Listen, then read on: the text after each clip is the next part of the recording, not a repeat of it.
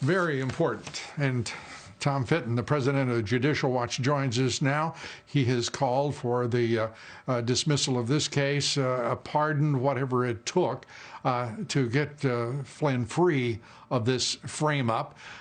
Tom, good to have you with us. You have been absolutely tireless in your defense of Flynn and criticism of the Justice Department and FBI.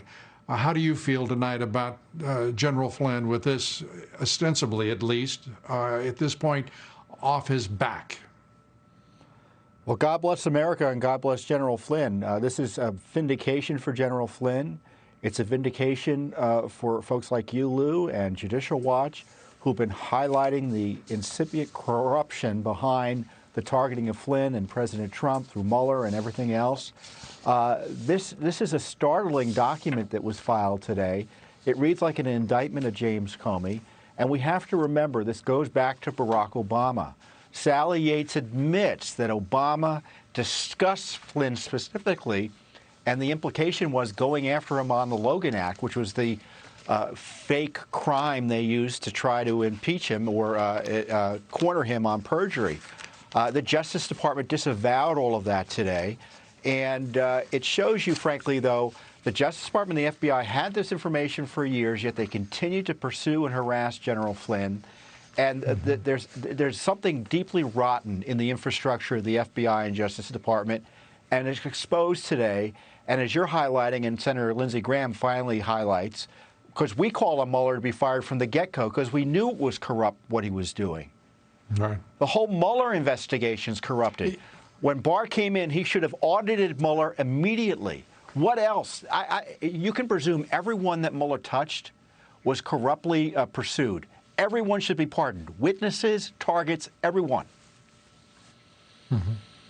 That's an interesting point because obviously the FBI was corrupt from the inception, preceding the special counsel investigation as well. It is a stunning document, as you say, and it is also gratifying that the Attorney General, William Barr, appointed a man, U.S. Attorney Jensen, who moved this to a decision in a matter of months instead of what we have become used to, a painful, prolonged procrastination. This was, I think, a timely exercise of a power to stop an abuse of power. Yeah, and General Flynn deserves tens of millions of dollars from the federal government for what they put him through. The next step in justice, in my view, that's required are prosecutions of his persecutors. And you see this in the Justice Department filing, who ought to be targeted, James Comey. I mean, if Mr. Durham doesn't talk to Barack Obama, that will be a miscarriage of justice. It goes back to Barack Obama. It's difficult to overstate Obama's role in this, and he's been a protected person, and he shouldn't be. Mm-hmm. Well, the entire lot of them at the top of the FBI have been at least, removed from office. They are also, as you say, the product of the Obama era. It is almost, I think, inconceivable, and I want your opinion, to think that a FBI director, a Department of Justice could proceed as they did against the president. In point of fact, as he said today, they went after everyone working for him, it seemed. It is just remarkable. It's unthinkable, in my opinion, that President Obama or the White House did not know what was going on. Well, look, we've had Comey talk about it. We've had Sally Yates talk about it. Obama knew. He knew about the dossier in this infamous meeting he had on January 5th, 2017. And they all talked about it. Obama was there, Biden was there, Susan Rice was there, Sally Yates was there, Clapper, I think Brennan was there as well. The next day, James Comey took that dossier information and went and ambushed President Trump. Obama knew that was the plan. They talked about it.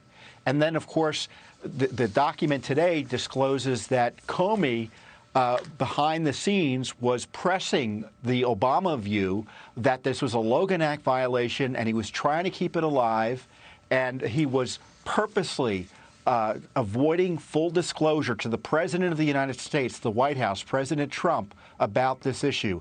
And he secretly went and sent agents to ambush Flynn.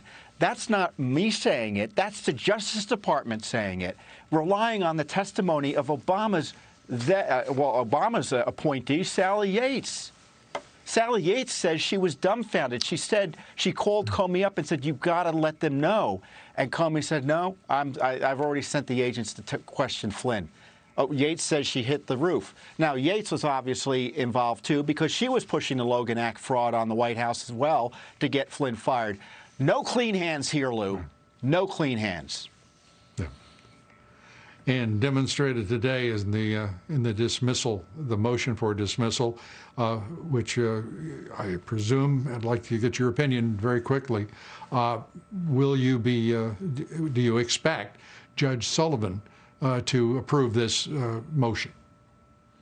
Not only do I expect he'll approve the motion, I expect that he will institute proceedings, potentially criminal contempt proceedings, against those involved in the fraud upon the court. These documents were withheld from the court and the defense. They were withheld from the American people by this Justice Department and this FBI, including the current leadership.